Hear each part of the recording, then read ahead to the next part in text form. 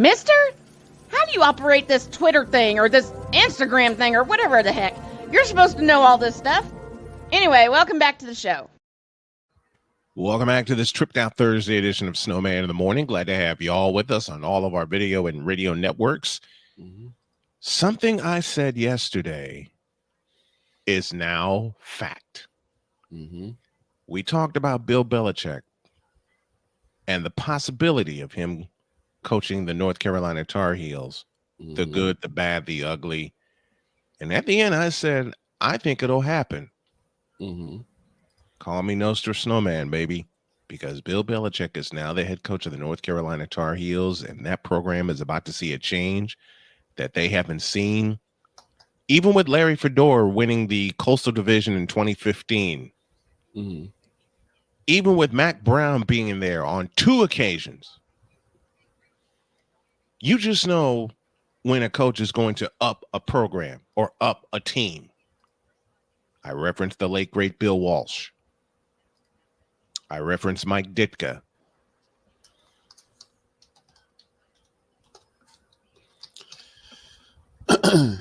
Jim Johnson as well. Jimmy Johnson. I mean, what can you say about what he did? What can you say about what George Seifert did? But when Mac Brown took over the University of Texas, that program got up. Thank you, Mac Brown, and thank you, Vince Young, for an incredible Rose Bowl in 2005. Right. There was something about the year 2005, man. The structure is going to change in UNC. Yes. And I believe it's going to be for the better. I believe so too. I believe so too, man. You know, there's so many of these top pundits, and yes, I'm using the air quotes for top pundits, Colin Cowherd included, that say in time it'll be a disaster. Okay, if it's a disaster in time, then I was wrong. So be it. But I don't think that'll be the case. I think the structure is good for what UNC desires. Wins. Not to mention a sellout crowd each and every week. And like I said, with the way the structure is going to be, it could be a way to stonewall any type of controversies or type of actions. That's what you need, especially in the college ranks. We've seen a lot of schools have been taken down by these massive controversies. Yes. And I don't see that happening under a Belichick-led UNC team. UNC's I don't see that either. And his first thing is going to be recruiting and establishing a class that in the future will solidify UNC's decision to bring him aboard.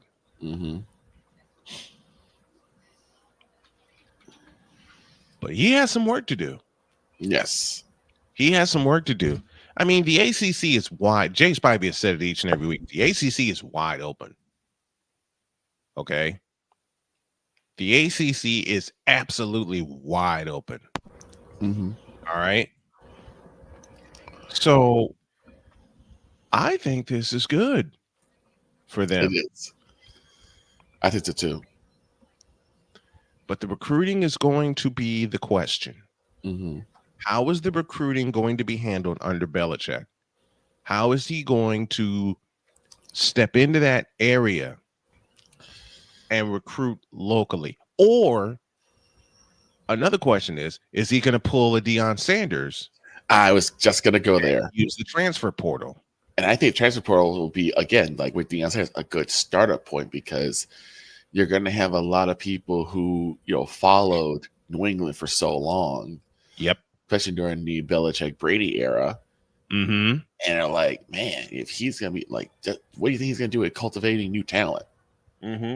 So, of course, they're going to want to go there. And like I said, just like with Deion, if he gets UNC to a bowl game or to a championship or, to the playoffs. To the playoffs. I mean, that would get a lot of homegrown talent to join there too.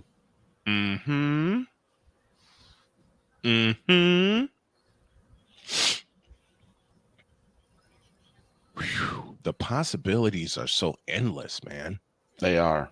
The possibilities are endless. And with coaches like Belichick, old school coaches like Belichick, who had a chance to cultivate what kind of program he wants at the NFL level with the New England Patriots, 24 seasons. Hello. Right. Okay. 24 seasons.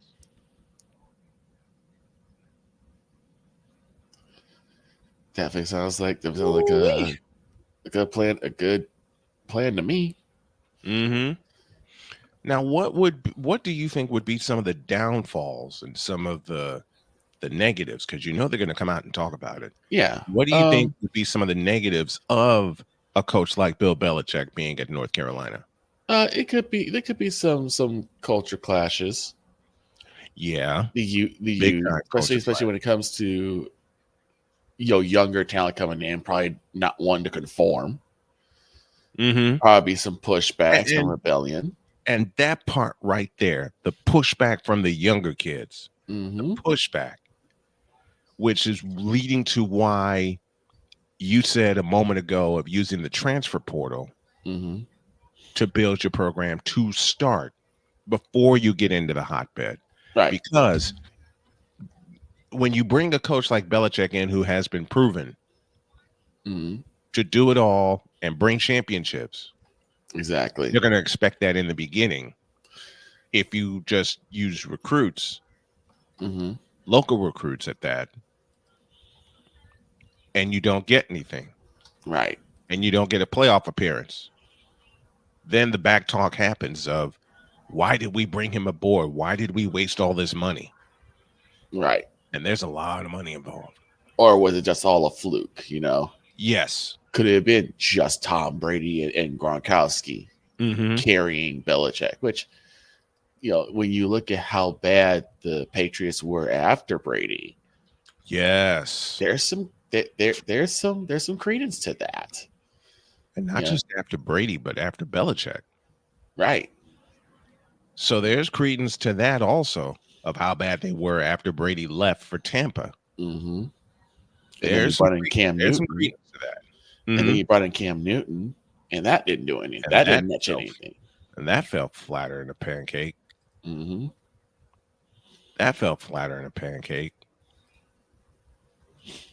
So you do have a lot of questions, and a lot of people are going to be having those questions. Mm-hmm.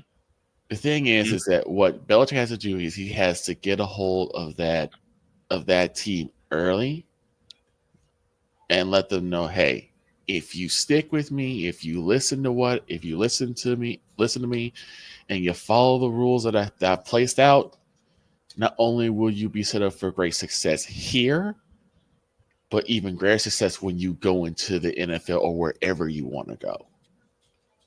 Bingo.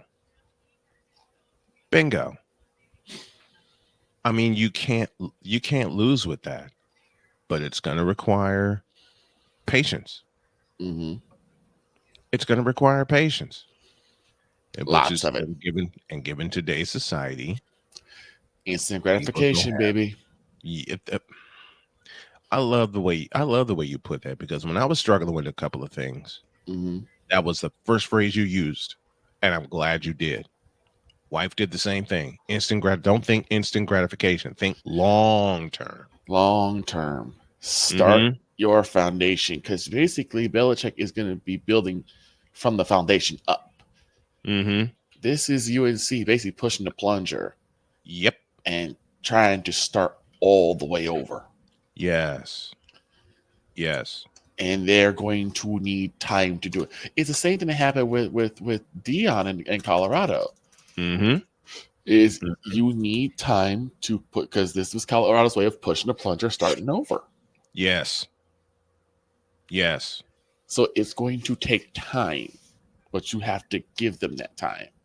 And admittedly, and you've preached that to me. Jody has preached that to me. I am not the world's most. Once upon a time, I was. I am not the world's most patient person, and that's come with age, and I know that. I'm still working on it. Okay, let me just be upfront and honest, as God is my witness. I'm still working on that, even at age 52. And people would think, well, you should already have patience. Take a walk in my shoes for the last 3 years. Yeah. Okay. Stuff you gotta go through. Yeah, patience is not gonna be a virtue. No. And it certainly hasn't been for me, but I'm working at it. The way I learn patience, Mm-hmm. I take up fishing. Yes. Take up fishing. You don't learn patience when you fish. Ain't that the truth? I love fishing. I haven't gone in years. I gotta like get stuff together with my life, with my driving situation and all that. But once I do, I want to take my brothers, all of them, out to like the lake and just go fish. Just go fish, man. Old School 2.0 joins us. He says, I do remember a lot of Patriots games that they could have lost it had it not been for the defense. I just think you have to have both a good coach and a good quarterback. True. Very much so. Very much so. And again, I reference Bill Walsh. Using a third round pick in Joe Montana, and the rest, as they say, is history. All right, 36 after the hour, and there's something that we got to do because